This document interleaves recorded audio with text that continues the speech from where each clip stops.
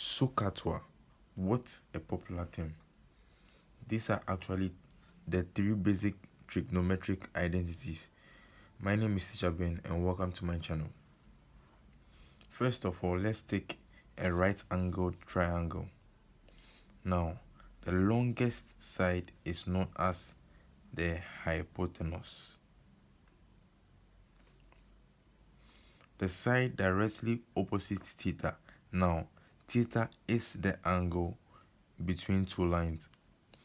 The side directly opposite our angle is known as the opposite, right?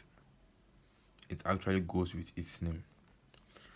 And the third side at the base is known as the adjacent. Now let's go back to our identities. Now, what does the SO over here mean? As I said, these three are the basic trigonometric identities. So this actually means sine theta is equal to opposite over the hypotenuse. Now, this expression also means cos theta is equal to the adjacent over the hypotenuse. Now, this also similarly and predictably mean opposite over adjacent.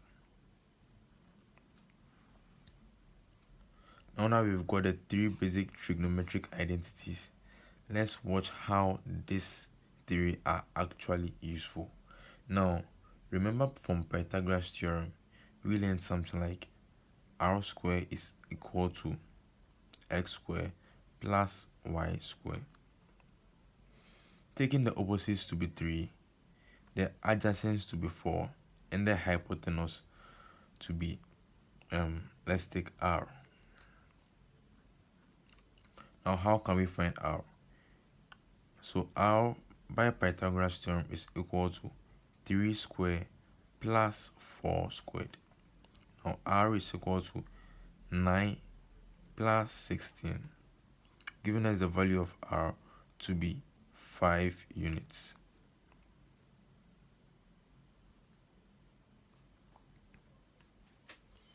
Now, from these three trigonometric identities, we can also derive other three, and that is sec, cosec, and cot.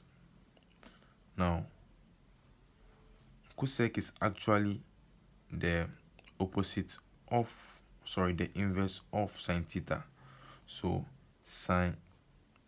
the inverse of sine theta is equal to cosec theta, and the inverse of cos theta is equal to sec theta. Similarly, the inverse of tan theta is equal to cot theta. Thanks everyone for watching the video. Please subscribe to be updated. Thanks.